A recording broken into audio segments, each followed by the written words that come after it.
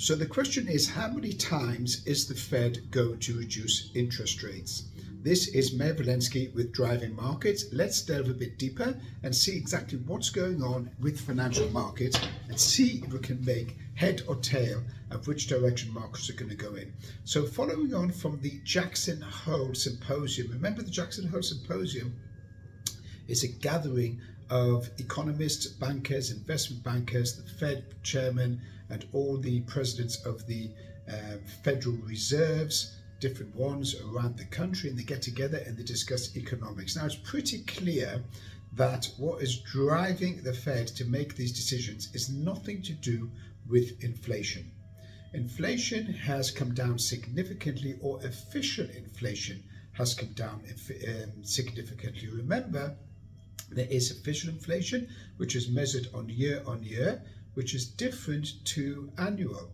So year-on-year inflation is actually running at about 5.4%, where annual inflation, which is taken over the 12 months, is different type of measure, manipulation of statistics. But let's put that aside. Let's assume that the Fed and the Office of Economic Affairs or Economic Statistics is actually telling the truth that inflation is coming down and it's at 2.3%. If you notice actually what inflation is at and what the cost of living is at, in other words, what does it cost you in order for you to actually survive the month and get by with all your groceries, your rent, your mortgage, your car, your travel, the cost of airlines, insurance cost is a lot more than a rise of 2.3% a year.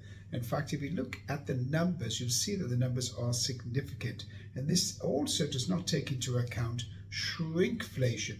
Remember shrinkflation I spoke about on Instagram and I spoke about also on YouTube, where the size of the actual packaging is getting smaller, but the price is either staying the same or getting bigger. That's an interesting one to follow. So if you measure shrinkflation as a measure, you will see that the cost of goods is more or less the same or rising slowly. However, the size of those goods is shrinking. So therefore, you're effectively paying 20 to 30% more than you were for the same size goods a year ago or 2 years ago. That is shrinkflation, which is also a completely separate topic, and I could do a whole webinar and a whole discussion just on shrinkflation. Let's go back to what we were talking about earlier on, which is the Fed, Jerome Powell, and the Jackson Hole Symposium. So it was pretty clear that the dovish comments coming out of the Jackson Hole Symposium were clear to me and clear to everyone who follows geopolitical and obviously economic news. What is concerning the Fed? What's concerning Jerome Powell? That all of a sudden they're coming out with a dovish statement stating that inflation is under control and therefore they can move to reduce interest rates. Note the language. The language is there is a marked increase in unemployment since last year. And that marked increase in unemployment, in other words, unemployment is rising. At the moment it's 4.3%. That is concerning the Fed. That's what the Fed is concerned about. It's concerned about a recession. So if the Fed's concerned about a recession, what are the sources of that recession? Well, the sources of recession are, in the words of the Fed, is a softer labor market. In other words, they now want to move their attention away from inflation over to the labor market, where the labor market has been softening for the last year and a half, 2 years, due to inflation. Not only that, if you follow the news, if you follow financial news, if you follow this channel, Driving Markets, I've been saying over and over again that the non-farm payrolls, which is the employment number, the number of new jobs created in the US, is rising. Wrong. The number of jobs in the US being created is not rising, it's actually falling.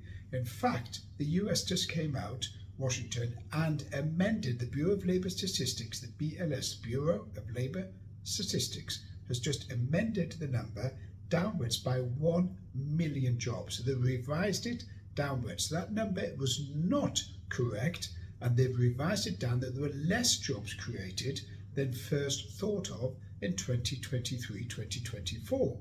Surprise, surprise, that is a shocker. Would you have thought of that from the Bureau of Labor Statistics, which runs on the narrative of Joe Biden and the Democrats. Well, the numbers not only being revised, so there's less jobs being created, and you've got rising unemployment. In addition to that, the number of jobs or the number of unemployed in the US is not 4.3%. It's around about 8%. Why is that? It's because the way they measure a person that's unemployed who's actively seeking work. And if that person is actively seeking work, then they are considered unemployed. But there's millions of people who have given up working, who are not actively seeking work, who are living on either savings or homeless, and therefore real unemployment in the US is about 8.5%. If the Bureau of Labor Statistics, Washington, Joe Biden, Kamala Harris, or any of the other cronies in Washington would tell you that unemployment is really running at 8.5%, that would cause you not to vote Democrats and would damage the chances of the Democrats getting in at the next election. That is the major concern that Biden has. As far as Jerome Powell is concerned, they will be reducing interest rates aggressively. What does aggressively mean? So I suggest that they're going to reduce interest rates by at least six times, probably 8 times between September and December. And you ask the question, how can that be possible? There's only 3 or 4 meetings between September and December. It's quite simple. They will reduce rates in between meetings in order to battle the oncoming recession. Now, the oncoming recession is unavoidable. Not Kamala Harris, not Joe Biden, and not Donald Trump. Neither of them can stop the recession. All that can happen as far as the recession is concerned is who will curb the depth of the recession faster. Will it be Kamala Harris or will it be Donald Trump? So if Kamala Harris gets in, the recession will be prolonged and will be agitated. In other words, it will have significant troughs and downs. If Donald Trump gets in, probably he's a better businessman and he will end up cutting the recession to around about 9 months or 1 year, where Kamala will have it running for about 30 months, maybe 24 months or 30 months, depending on their policies, how they run it. But there is a recession coming, and Jerome Powell and the Fed are clear of that, and that's why they want to reduce interest rates. Now, reducing interest rates is good for the stock market because that means cheaper money, and the stock market loves cheaper money. That money is going to continue rising. We're going to be discussing this on the beginners course, which I'm running on the 28th, 29th, 30th of September.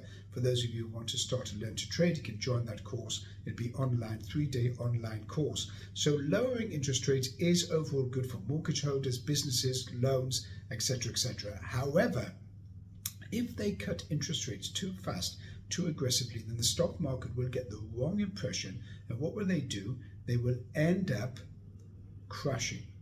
So you can expect a major correction on stock markets between now and October time, probably 10% correction.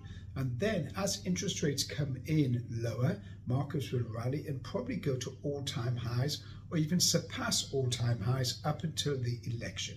Then after the election, around about January time, you could see another correction. But there is probably a 10, maybe 15% correction coming around about the next 4 to 6 weeks in September time, beginning of October time, something like that. And then the markets will rally to all-time highs on the back of cutting interest rates and future cutting in interest rates. So Jerome Powell and all of the Fed board understand that the main concern is a recession as far as the US is concerned.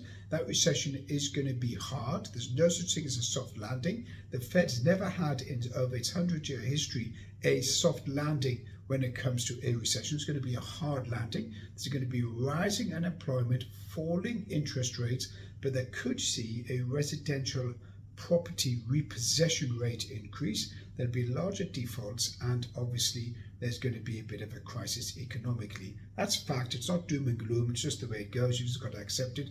But there will be significant buying opportunities during that recession. So recession is not a bad thing. It's a good thing.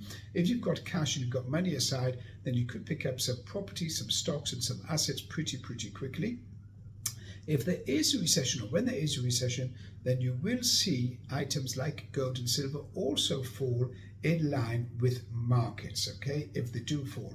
If markets do continue rising, then you would normally see gold fall away, but because China is buying huge amounts of gold, which is another topic completely, then gold is continuing to rise. You'll see that normally it's incongruous when we have gold rising and stock markets rising. That's a bit unusual. They normally move in opposite directions because gold is a go-to safe haven in terms of crisis, not economic, in terms of global crisis.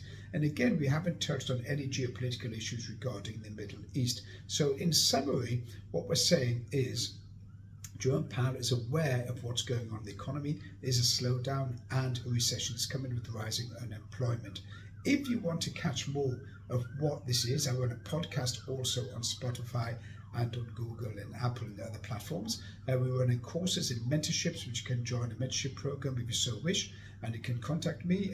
There we have beginners, intermediate, advanced. We discuss options, FX, crypto, stocks and shares, indices, oil, commodities, gold, all those type of things. So you can join that as well, or you can book me in for a one-to-one.